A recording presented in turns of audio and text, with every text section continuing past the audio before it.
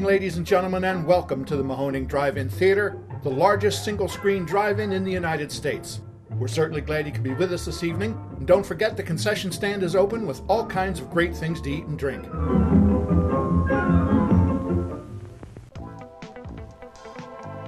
89.3 Mahoning Drive-In Radio, your old friend Virgil back once again for another exciting episode of the podcast. As you guys know, the only podcast dedicated to the love and revival of our beloved drive-in culture.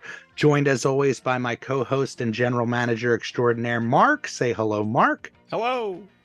And of course, King Jeff in the house. Say hello, Jeff. Hi, everybody.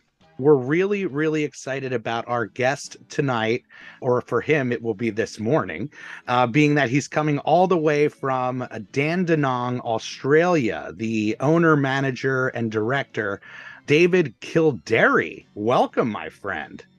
G'day, everyone. Pleasure to be here. We are over the moon to have you on because, you know, in doing the launch of this podcast, the whole point of it was to shine a light on the drive-ins across America. And we've been so blessed to be able to bring in so many key people, key companies across the board when it comes to the American drive-in culture, which is synonymous with the drive-in culture. But Australia has its own fresh drive-in culture, their own car culture, their own movie culture that is tied in. And seemingly, you guys are having amazing success there. Yeah, well, that was true until COVID. Unlike a lot of you guys, we have different states here in Australia as well, and the different states had different regulations. Some states in Australia allowed the drive-in theatres to remain open all during COVID, but here in the state of Victoria where we are, we were closed for a total of 40 weeks where we could not operate at all, so that was not good.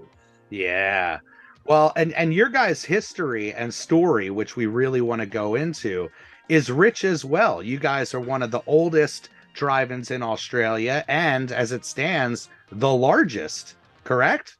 Yeah, that's right. Our drive-in theatre goes all the way back until the 1950s, and over the years it was a single-screen drive-in, and when we took it over, it was derelict, used as a flea market only.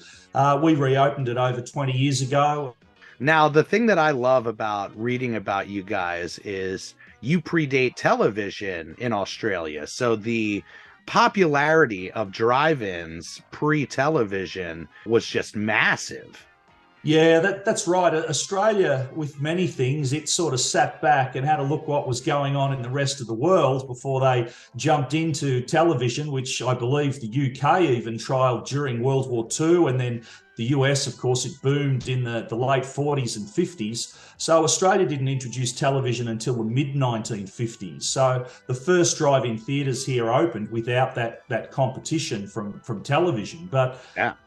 Like in the US, the boom time of the drive-ins here was the late 50s and right through the 60s when we did have television. And it was really the only growth area in the cinema industry. As we know, city, downtown theatres were closing, suburban and country town, small town theatres were closing, but drive-ins were opening. We were talking about your history and our history with drive-ins and the fact that it really is something that burrows into your heart when you're young, and it has kind of driven us to where we are, this love of movies, the love of the drive-in specifically.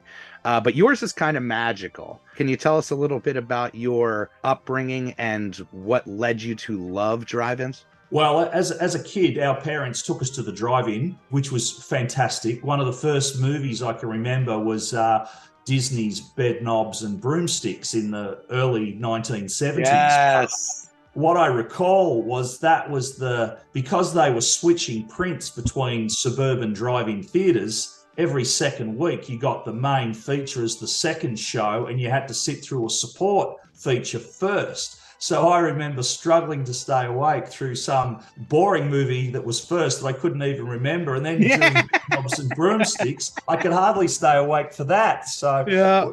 We were in our family Volkswagen, which the cars got larger as our family got larger, but initially it was a Volkswagen Beetle, a Bug. Yeah. So there wasn't a lot of room in that car for the drive-in, but we later got larger cars. But I can remember that.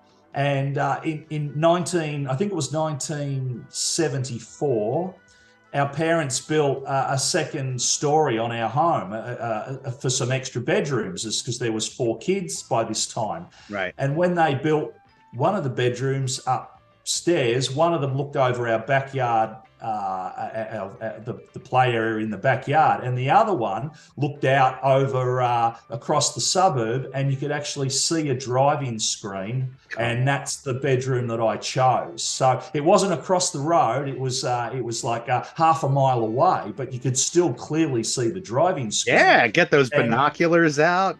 Absolutely, I had binoculars there, and I'm not sure about you guys, but by the mid-1970s at Australian drive-ins, it was all R-rated sex romps. So you'd have the Poseidon Adventure one week, and the next week you'd have some R-rated sex double movie. Yeah. So it was a real education. So that was my introduction from an early age. And talk about destined. I mean, that story is just magical. I tell the story all the time that I've been talking about running a drive-in since I was 13, and it really has a magical lore about it. But the fact that you lived the dream by overlooking a drive-in, it's in your blood. Yeah, look, absolutely. And then a few years later, my father had some old films in cans in the garage, and he would never let me touch them. And I didn't understand about nitrate film and why it was dangerous. But one day, again, probably I was a teenager, he finally let me open the cans of film, and it's 35 millimeter film, and I could see the images on the film, and that was it. The two things came together. So even while I was in high school, I started working part-time as an assistant projectionist at a theatre that wasn't far away, and then became a qualified projectionist. You actually had to study, go to like a college to study to be a projectionist in the state of Victoria, which was good. So before long I was working in downtown theatres, drive-in theatres, suburban theatres, and my hobby and my career have always been the one thing. Well, you just touched our heart, because not only, do we represent the drive-in culture, we represent the preservation of 35 millimeter and its love. So you really were born and bred working with 35 millimeter.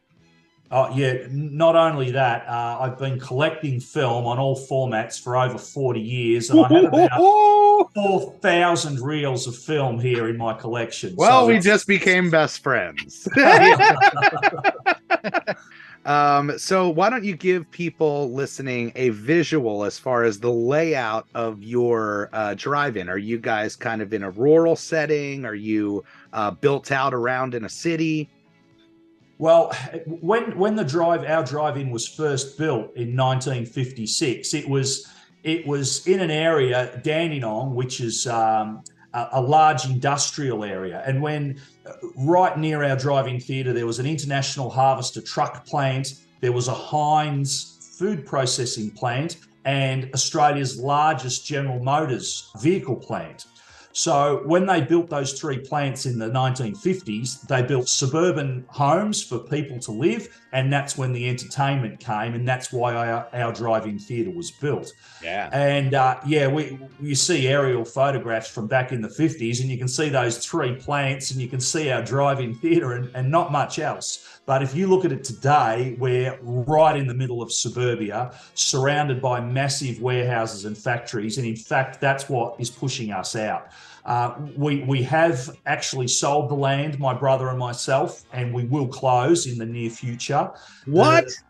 The costs of running a drive-in theatre where we are, our property taxes alone, I hope you guys are sitting down. Oh, gee. Our property taxes alone are now over $1,000 per day. Over $1,000 a day. Over $1,000 a day, and it will go up in the next year, we think, to almost $500,000 per year. So there's been a land boom because we've got an Amazon warehouse just near us. We have these massive factory warehouses all around us, and we've got this lonely little drive-in sitting in the middle of all of this. And we've held on as long as we can. If our location was 15 miles further away, it would not be a problem. But the last few years, we just have really looked at how we can survive, and we might be able to in another location, but not in this one, unfortunately. Yeah. Well, you guys have such a following and such love that the idea of continuing that and rebuilding that experience elsewhere, is that something that's in your head?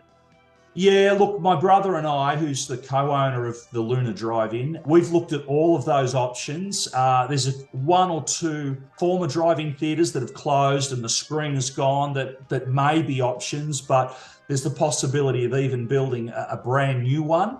Yeah. So, look, we have looked at that. We can't make any announcements. Obviously, the costs involved are massive, but it's a real problem. We're in a fantastic location for our customers, but that brings such high costs. We have about 450,000 customers a year, so it's a busy drive-in theatre, but the costs still higher than the revenue we receive. Like last year was just break even. This year we'll make a loss, and if we stay on till next year, we will start going backwards big time. Right, man. Well, we were threatened in 2021, last year, almost bought out by a solar panel farm, and I saw that. Yeah. And we were at that crossroads where, if that had gone through, we really would have had to put our heads together on how we would continue the tradition of what the Mahoning Drive-In Theater stands for and what the culture stands for. And luckily, we didn't have to go that route, but our heart is truly with you. I mean, this is the perfect transition into your revival of this, at the time, dead theater. It was closed for a while, and then you guys came in, early 2000s? Yeah, it was run by a large chain, a large theatre chain here in Australia, who I used to work for and who I actually supervised their drive-ins, believe it or not. Wow. So I got to play drive-in with someone else's money for many years, and that's how I learned what works and what doesn't work. But they had closed it in the 80s, and it had sat there as a flea market. And we approached the owners, as many others had as well. But because I knew the owners, because of my relationship with them in leasing other drive-in theatres to them for this company I worked for their flea markets, we had a relationship. So they trusted my brother and myself. And initially we leased the land from them, and then we purchased the drive-in from them later on.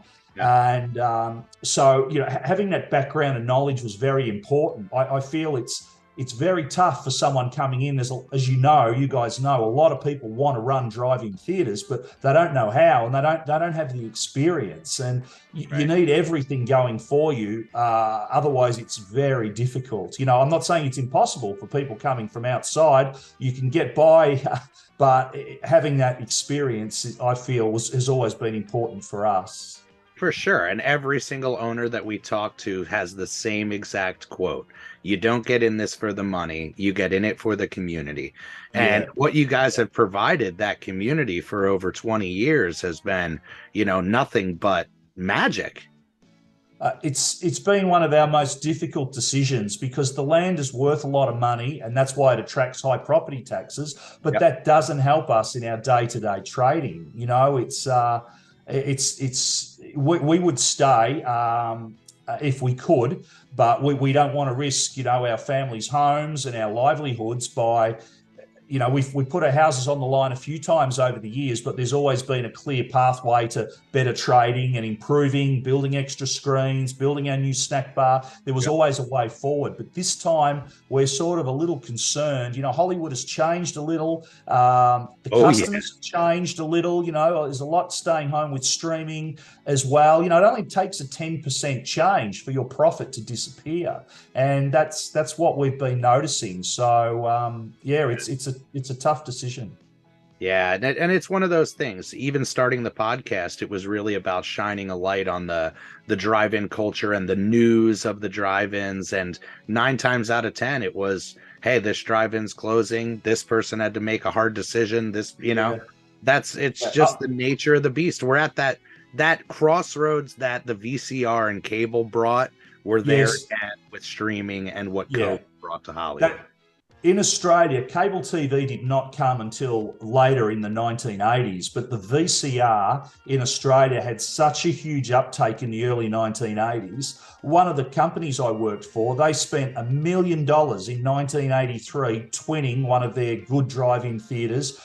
Updated snack bar, new projection building, brand new screens, 600 cars. It did not even last 12 months. That's the effect the VCR had so fast here. So we lost, a couple of hundred drive-ins in an 18-month period because of that in 1984. Wow. I mean, that's the shift in culture, You really feel the impact, and people do think, oh, the drive-in has an endless appeal, but the cost of running a drive-in movie theater, it's enormous, the land cost alone, but what you're paying to bring in these movies, what you're putting out to the studios, relying on the concessions, it is an endless dance, Yeah, and look, I'm the first to say we had some very good years, like, from 2010 all the way up to 2018, 2019, we did very well. But, there's been some turmoil in the world since that time. And I'm not just blaming the pandemic or COVID, but it's forced some shifts and things have changed. And, you only need a few changes to that equation to go from a business that's very profitable to one that's barely break even. Yeah, absolutely. Yeah. Well, why don't you give people a little bit of a layout of the drive-in? From the overhead aerial, we could kind of get an idea of where the original screen was. Yeah. And it looks like you guys have multiple snack bars. Yeah. Well, the original drive-in theatre, think of a great big square piece of land, one big square block. And the original screen was placed in one corner, and the ramps, the parking area went all the way, essentially filled up that whole area. And right from the start, our drive-in theatre had a main central snack bar, but it also had a second smaller one off to the side. And where they sold fish grills, they had different types of, they sold steak dinners, they had, proper sit-down meals, not just takeout type food. So that ran for a lot of years. Then when it was purchased by the large drive-in circuit, Village Drive-Ins, they expanded the main central building, so that snack bar became larger. But when we took it on, we found that building was becoming too small. We only had 4 or 5 service points. So we built a brand new one behind that, a much larger building with 10 customer service points, much larger kitchen with 6 fryers, 2 grills, pizza oven. So we added all that. And with the screens, with the layouts, we added our second. We first of all, the originals, when a big cinema company closes a drive-in in Australia, the first thing they do is cut the screens down so no one else can operate it. Yeah. But so we had to rebuild. We had to rebuild the first screen. Then we built a second screen in the opposite corner, and then we added the third screen in another corner and the fourth screen in another corner. So our big square now has a screen in each corner. The snack bar is basically in the middle, and the parking goes from the screen back to the snack bar. So behind every row, behind each of those theatres is a central snack bar, which, if you were doing it from scratch, if you were doing a new design, you'd probably do it like that anyway. We've had a few compromises because of existing infrastructure, but we've tried to make it work as best we can. Yeah, that is amazing. Yeah. With having all 4 screens, I'm curious, one box office, multiple box offices? How do you... Well, we had one box office that had 2 serving windows. So we used to use a ticket seller and a car hop. So we would sell, one car would come up to the window and the ticket seller would sell that car. But in the meantime, a car hop would go to the second or third car, get their order, go to the ticket seller and go back to the car. But we found as we got busier that was inefficient.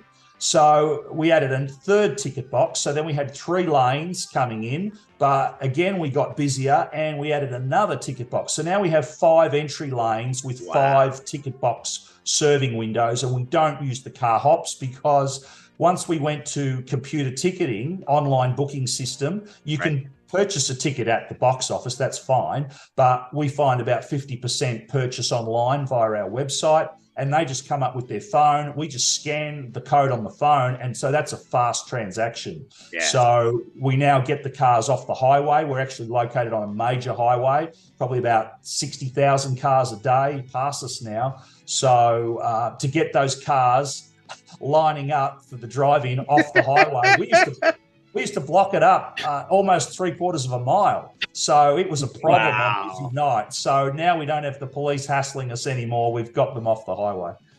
Could you imagine? Unbelievable. Yeah, it's one of those things like, so working people through the gate seems like you guys upgraded. Now working them through what it looked like was kind of a corral system to which screen they're going to go to. Do you have multiple employees all along that run directing people, or is it all signage? It's all signage on the entry. It's all signage, but because we stopped running double features about 10 years ago, and now we're in daylight saving here at the moment, so we can't start till nearly 9 o'clock, but we'll have our 4 9 o'clock sessions, 1 single feature, and then we kick all them out. We get rid of those customers. Luckily, we have a back exit gate as well, and then we bring in our 11 o'clock sessions. That's when it's busy, that's when we need staff, because we will open the rear exit gate when it's appropriate, when we need to get them out we've got a side road, which is very, very convenient for us, so we can bring cars in through the front and bring them out the back, and that gives a very quick turnover. And just mentioning double features, they were always a part of drive-in theatres in Australia, but we noticed about 12 years ago that so few, particularly on the weeknights, were staying for the support feature.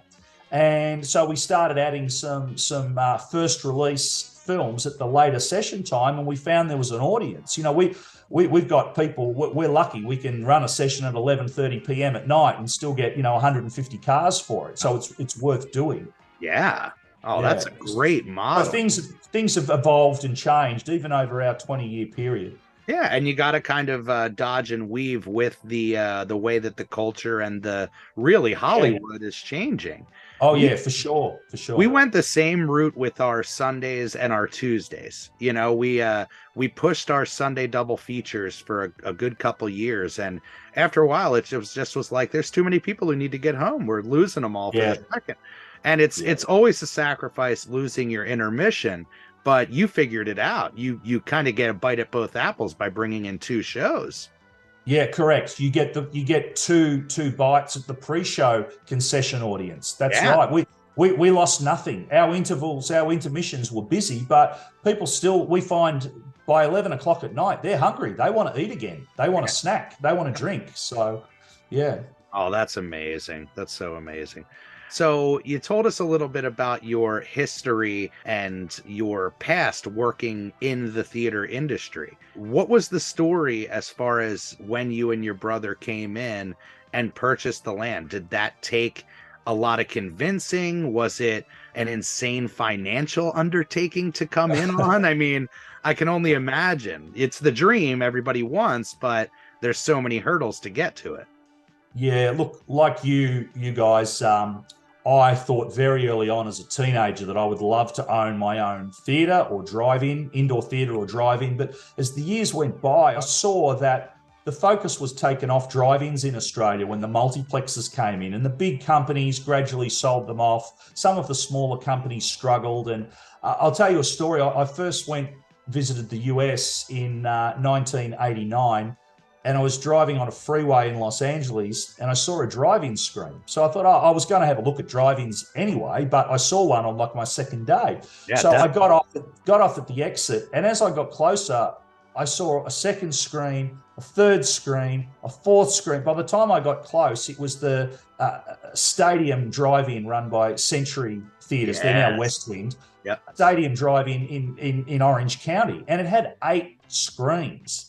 So I'd never seen a drive-in with more than 2 screens. So I went back that night. They were running first release films. The snack bar was tidy. It was clean. And our drive-ins had sort of fallen away, over the years. So I thought, wow, and I looked at the audience, it was a great young audience there. And I thought, wow, if we could replicate this in Australia, there might be a chance to bring some drive-ins back. And through the 1990s, the drive-ins that did stay open in Australia did see a resurgence. And we were lucky.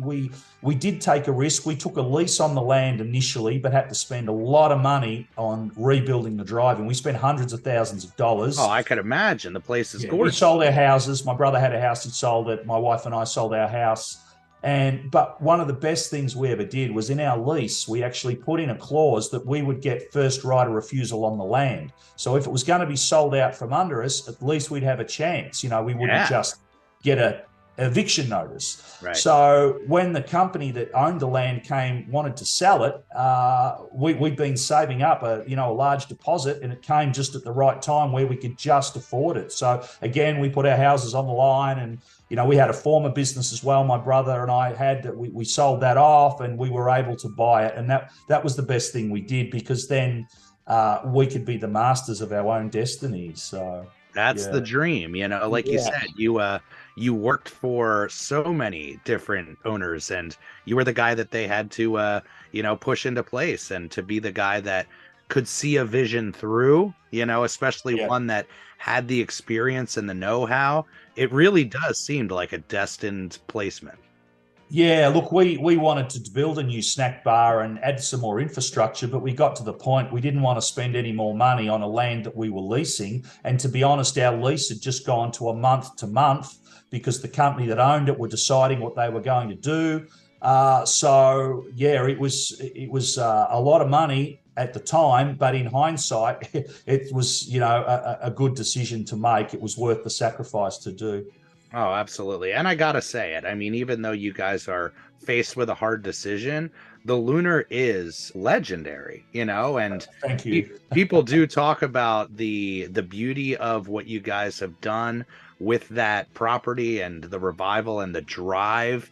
I mean, drawing almost 500,000 people each year that's nothing to shake a stick at. No, well, that's what's disappointing about it. It sounds fantastic numbers, but the numbers, we need a lot of. We have 62 staff. So some of them are full-time, most of them are part-time or casual workers, as we call them, that do just 2 or 3 shifts a week. But we need those numbers to serve the food, to sell the tickets, to operate the drive-in theatre. And, I don't begrudge paying our staff. They're good staff, almost all of them. We've always had very good staff, and, they deserve to earn, a decent wage. But, you pay property taxes, you pay film hire, you pay, rising costs for your food, you add all those costs up. And even with our large numbers, as I said, it's barely break even at the moment. Yeah, you get buried quick. Yeah. Well, we do normally ask people about the layout of their concession stand. I heard you say about adding the stations. Do you guys, a big thing in America drive-ins are the self-serve, where you kind of grab and go as you walk the line. Are you guys a order, prepare type of business?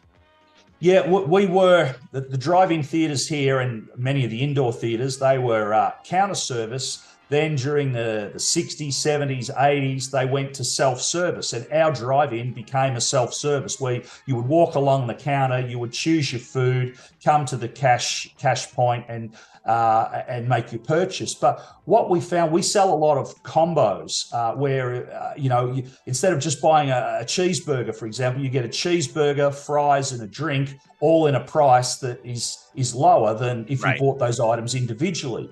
And with the combos, we found our customers could not figure them out by themselves. It was a disaster. They were choosing a cheeseburger with a hot dog and a drink and wanted a combo, and there was no such combo as that. Right, so, replacement this, that. Yeah, exactly. So it was tough. So we got rid of the self-serve. We went to counter service. So they come into our snack bar and they split into lines behind each sales point. and it gives them time to choose the combo, and we have them numbered. Combo 1 is our Lunar burger. That's our big burger. It's to tell you what's on it. It's like a cheeseburger, but it also has bacon, lettuce, tomato, onion, our special sauce. So it's a big burger. Come on, yeah. It's large. And that's our most popular burger. So we sell that with fries and a drink. And I think that combo's I think it's at $9.50, $10. Our price is a little bit higher than you guys, but that's a steal still. And we cook about 8 of those burgers at a time. So they're always in the bain marie, the warmers, so they're ready to go. Yep. So we sell like McDonald's were back in the 80s. When you walked in and they just had Big Macs and quarter pounders always ready to go. Oh, yeah. That's what we do because we have the volume and our menu is quite simple. The only thing we don't cook to order is pizza, but we can do those pretty fast. Right. So, but everything else, we sell donuts at our drive-in. So they've always been a part of drive-ins in the southern areas of Australia where it's a bit cooler. So on a busy night, we'll sell 1,000 donuts. Come on. That was going to be one of my questions is what? We will sell 350 burgers. We'll sell 300 hot dogs and we'll sell 100 pizzas. Come on. We sell a lot of food. You move some food. That is something else. And that I know. I should say that whilst my background is a projectionist in theatres, my brother's background is a fully qualified chef. So doesn't hurt. Doesn't hurt in the biz. It's where the two skills come together, and of course we both love cars. So it's perfect, Well, that was one of the things that's certainly on our minds is what is the differences between the American drive-in culture and the Australian drive-in culture, and really that boiling down to the food. You guys offering donuts is certainly unique. Do you find your audience prefers a certain type of fare, or is it leaning more into what we think of as traditional drive-in fare? Well, it's interesting. Australian food was probably more aligned with British or English food, which obviously, the US and Australia sort of share that. We were both colonised by Britain. Right. And, over time, with different waves of migration, your food sort of changes. And what the first drive-ins in Australia did was introduce American-style food like, yes, Australia, you could buy a hot dog in Australia before drive-in theatres, but every drive-in theatre started selling hot dogs. Oh, yeah. Yes, you could buy hamburgers. We had a lot of fish and chip shops, which are like, little independent takeaways where you could buy either fish and chips or you could buy a burger. Well, drive-in theatres brought in these hamburgers as well. So, it sort of popularised the American fast food culture, if you like. But then again, Australia does have some differences. As I mentioned, the donuts were popular. We also sell a product called a dim sim, which is like a small Chinese spring roll, like a dim sum, a little. Yeah. So they're filled with meat and cabbage and vegetables. They're small. They're about 2 inches long, and they're deep fried. And we sell hundreds of those. And you can buy a dim sim in Australia at drive-in theatres and at normal takeaway stores. They're a popular food, and that's because Australia had a gold rush, and of course a lot of Chinese came to Australia and their foods were sort of taken up. And then we have, like you guys, we had waves of Italians in the 40s and 50s and 60s, and they bought pizza and pasta, and so we sell pizza. We don't sell other pasta. So whilst we have, there's lots of Mexican restaurants in Australia, but Mexican food has never been sold in drive-ins in Australia. Whereas I noticed particularly in Arizona and California, the drive-in menu is dominated by, Tex-Mex or Mexican tacos. Yeah, tacos. That's right. We've never sold those products in drive-ins in Australia. So, well, it goes both ways. It really is interesting to us talking to owners from all over the country and now all over the world, and those differences. What stands out? What's their big sellers? We talked to a woman last night from South Carolina, the Highway 21. And her big seller is her homemade funnel cakes. It's just funnel cake. People just go nuts for it. So you never know what's going to connect. Well, that's interesting. That's it's sort of like a dessert or something you have after the main meal. Funnel cake. Mm-hmm. Well, that's why our donuts are popular. They have a burger, they have a drink, they have some fries, and then they come back, they're looking for something else, something sweet, and that's why our donuts are popular. So yeah. So if you can talk a little bit about your patrons, your experience with the love of movies, and I guess specifically in your case, the drive-in experience.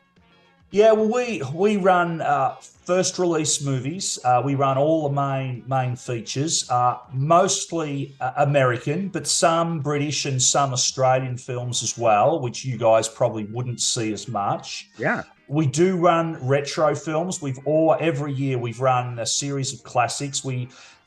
Twice a year we'd run big car shows. So you'd have, everything from muscle cars to hot rods, all coming in. And, we generally run American Graffiti or Back to the Future or something, something. Vanishing Point has been another popular one. Love it. I'm a big Mopar fan. So anytime I can get a Dodge or a Chrysler on screen, I will.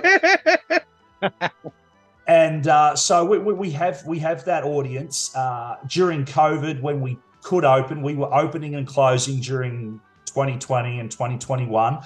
When there was a lack of Hollywood product, we'd run a lot of retros. We ran a lot of horror Dusk Till Dawn shows. Yep. We ran one which was Friday the 13th, A Nightmare on Elm Street, and the third one we would change to whatever other horror film the distributor had. And we sold out that Dusk Till Dawn 3 times in a row, and twice was during the rain. So they were keen to come out to the drive-in during COVID, and they were keen to see classic horror. So I love films of all genres. I like, classic comedies. I like action. I love, everything from Quentin Tarantino to Singing in the Rain. And it's amazing. We can run Grease and we'll always get an audience. And yet we thought we'd had requests for the Prince movie, Purple Rain. And after Prince passed away, we couldn't get a hold of the copy. They wouldn't let us run it. Finally, they let us run it. We promoted it. We got 15 cars only. So it's, you never know. You never know. We run the Blues Brothers and we never get an audience for the Blues Brothers. Yet we run Dirty Dancing and we'll get 400 cars. So you never know where the fandom's going to fall. No, you just don't know. Look, we plan on running some more retros in the next few months. We're going to run one of my favorite teen movies of the 80s. We're going to run Say Anything, the John Cusack film. Oh, come on. Love it. Yeah, I've been looking for a 35mm print for years. I have it on 16mm film, but we'll run it on DCP. We can still run film. In fact, we were one of the few drive-ins that could run 70mm film if we wanted to. Yeah.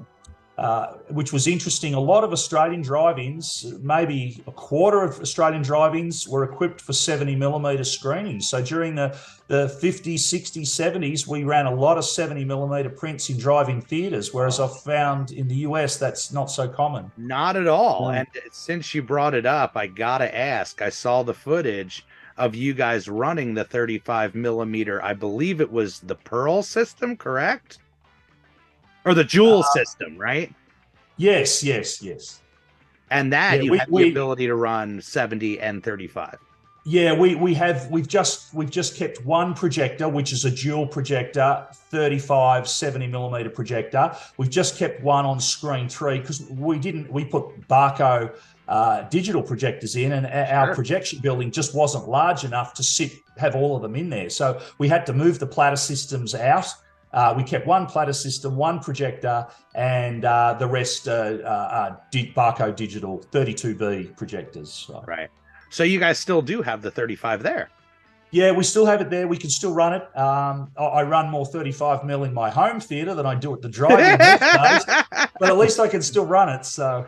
Oh, that's beautiful. That's beautiful. Yeah, that appeal of the 70mm at drive-ins never caught on here.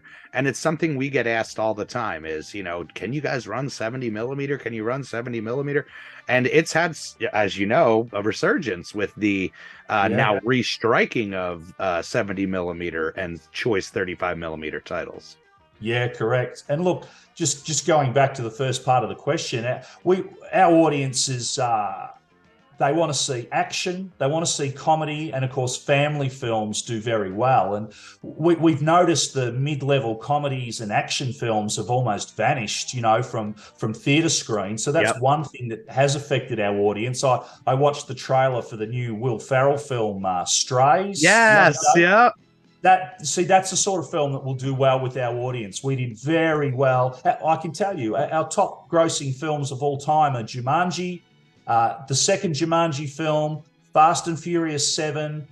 We did very well with Frozen. We do very well with comedy, family. If those two things hit together and they're during our summer vacation period, like Jumanji was for us, our summer vacation is December, January, not like you guys in the other part of the year. So when a film like that is released near Christmas for us, we can run it on for 8 weeks and they just keep coming. So that's just amazing.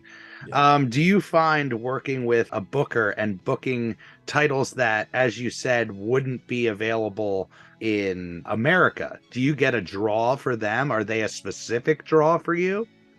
Yeah, we do, but we don't use a booker because I come from some of the major cinema companies. We were confident enough to deal with the studios. My man, there we go. So all the US studios all have offices here in Australia. They have, their outlets in Australia, whether it be, Universal or Paramount or Sony. They all have their offices here. Yeah. So we deal direct with them, and look, we consider that we know enough about the film and the deals to do a better deal than we could with a booker. Some of our competitors use bookers, and that's fine, but I've always just liked to do that myself. Yeah, we find that's been our model since we went retro in 2014, and you got to seek out the prints that you want, and it takes a lot of work, as you and know. It's personal too. I find that being on a first name basis with your studio rep goes a long way. Oh yeah, for sure. Yeah, that's beautiful. Well, I gotta ask, because you mentioned the 35 millimeter collection. We source from all the major studios, but we also work with a ton of private collectors, including Quentin Tarantino. Do you loan out your prints? Is this a private source? Do you have people who come with requests? Yes, I do.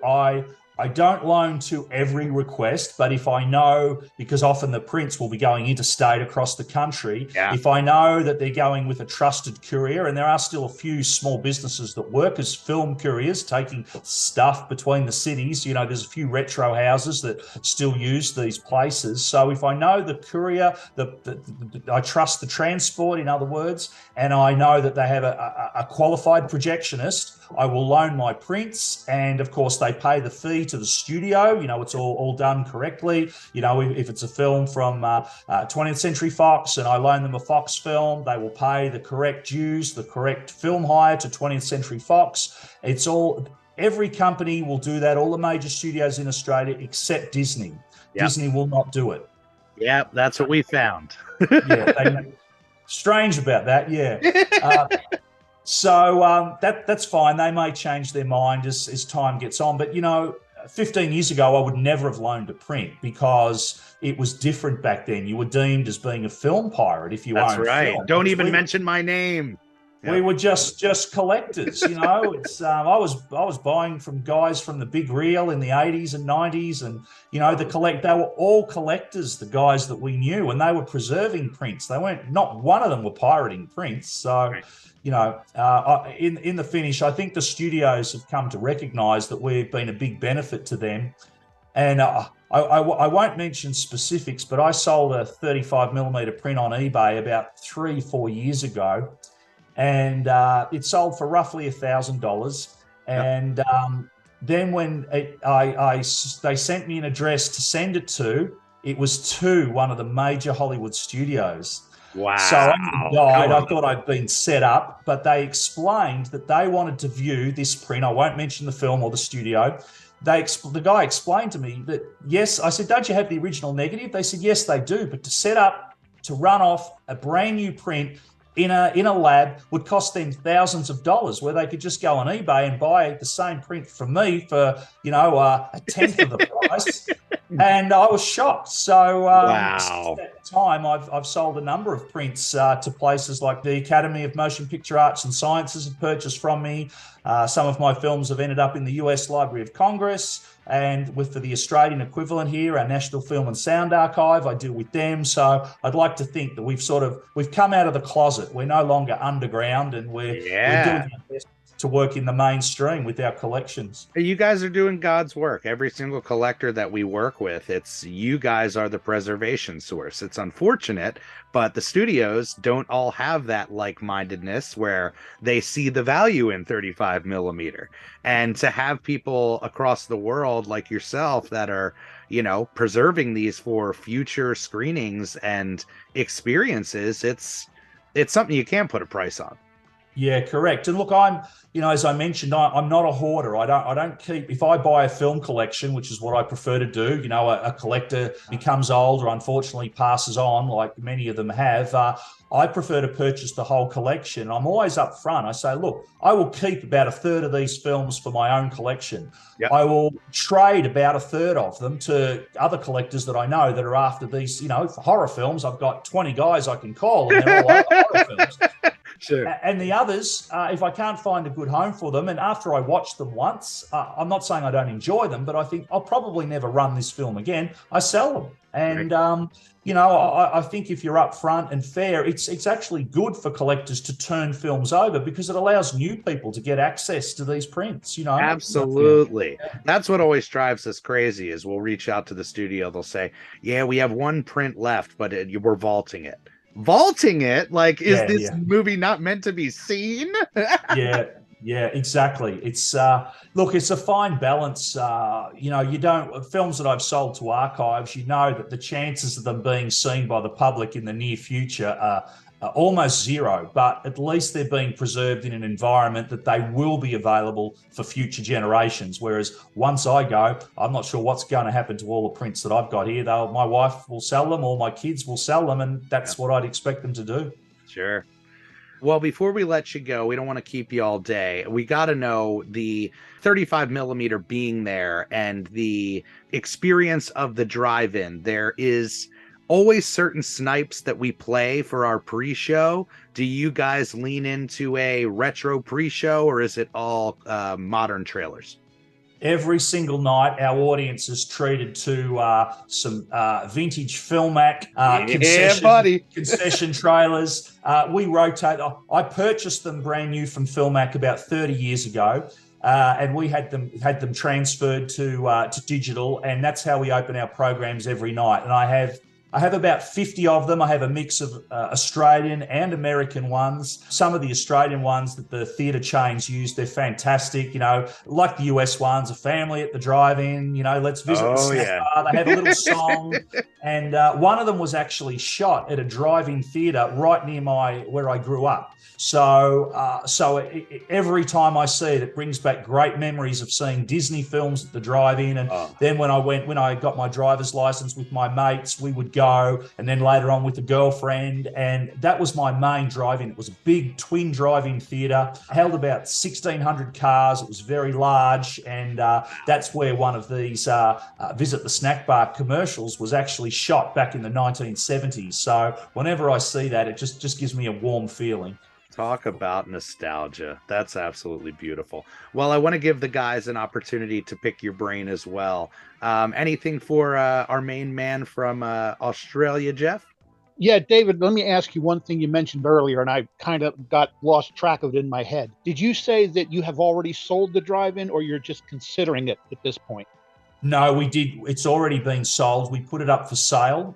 We're currently still trading, and unfortunately, it's been purchased by developers. They are another family company, and they're very sensitive about the drive-in, but their business is building warehouses and factories, and we put it up. We didn't accept an offer. We received many offers in recent years, but we took it to the market, even though we copped some backlash, some harsh feedback from some. But we thought that was the fairest way. And some cinema and drive-in companies did make inquiries. which was hopeful, but they saw the costs the same way we see the costs. And one of the larger companies said, David, how do you make money with these costs of property taxes? I said, yeah, hence why we're selling. That's why. So, yeah, that's the unfortunate story. That is, it's kind of, are you like month to month now until you have to go? Yeah, we will trade at least until middle of the year. So we'll get some of the better summer US blockbuster releases. We will get to see Fast and Furious 10. We'll get to see Indiana Jones. We'll get a few of these in, but after that, we're not so sure. Yeah. How about you, Mark? Any questions for David? Yeah, I had a couple. One was, seeing the relatively, or not even relatively, the very industrial area that you're located in. Do you have any issues with light pollution from the structures that surround you? Yeah, great question. Yeah, look, our local city council supposedly has this bylaw where a new business cannot affect the operation of an existing business. So initially, when we had a warehouse built next to us, they put up some floodlights. It affected one of our screens. We contacted the company first. They told us to, I shouldn't swear, should Kindly fuck off. Yeah, that's right. And it wasn't kind.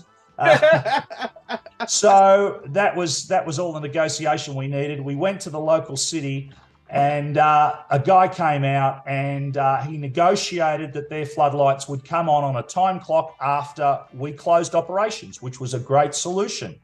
That happened another couple of times. This is 15 years ago, but then subsequently they haven't gone that hard. They've said, oh, yeah, look, they really need to have their floodlights. It's for security. And I'm saying, but it's affecting our business. You can't, it's getting brighter and brighter. We need it to be dark. So, look, we haven't been pleased with their reaction in recent years. They've just thought it's all too hard, too much confrontation. I say, well, you've either got a law or you haven't. They made us take some signage off the front of our property because they said, that type of signage wasn't permitted for the area. So we took it off. Well, why do we obey the laws and other companies don't? So yeah, that's a big problem, and we're surrounded by warehouses. Every one of them has floodlights, and it's just no good. Perhaps more positive question: where's the next closest drive-in theater to you? Okay, well, there's 3 drive-in theatres located around the city of Greater Melbourne. As I mentioned, it's quite large. It's probably not as big as, say, Philadelphia, but it's the city and suburban area is just under 5.5 million, but it's spread over a large area. Think freeways. I suppose if it looked most Europe. The center of our city maybe looks like Boston, and the suburban area looks like Los Angeles, if you got that picture. Right. And the other 2 drive-ins, luckily, they're located 45 minutes in one direction, and the other drive-ins 45 minutes to an hour drive in another direction. So both of those each have 3 screens. So whilst it's not local for our customers when we close, at least they will have the option of driving to other drive-in theatres, which is good, because as you know today, generally when a drive-in closes, whether it's the US or Australia or elsewhere, the customers don't have any other choice. Yeah, left abandoned. Yeah. So one drive-in is owned by a large chain, Village Drive-Ins, who I used to work for. They sold the property some years ago. They're leasing back. So unfortunately, they're facing the same issues as us. They probably will close sometime in the future. The other drive-in theatre is located on land that has different zoning. It's got different permits required. So they can't be built. You can't build apartments or factories or warehouses on their land. It has to remain mostly green. So, a garden centre could open there, but the reality is he doesn't have the high property taxes. So that's Paul at Dramana Drive-In, who we know well, that they've got the best chance of continuing a long time into the future. That's beautiful.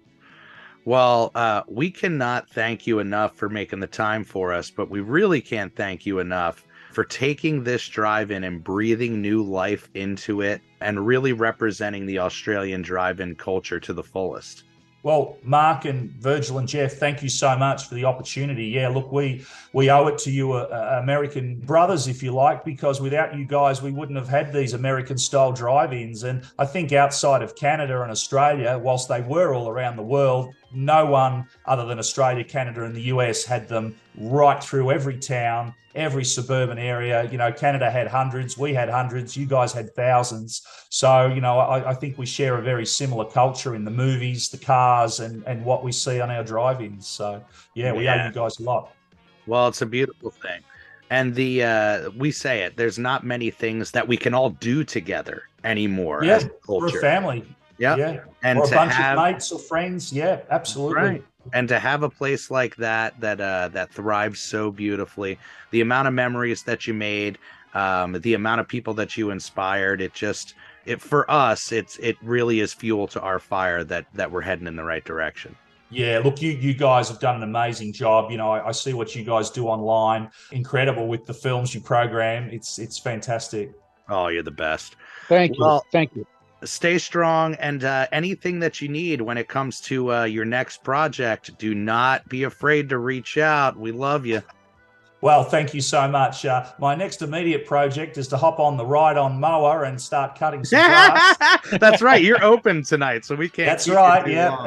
Yeah. And when we do close, I will be taking a break for some months because 20 years on top of another 20 years of shift work and night work and weekend work, I think I can do with a small vacation or holiday. So. Oh, absolutely. You deserve it, my friend. Oh, more importantly, so my family who have suffered along with me. So.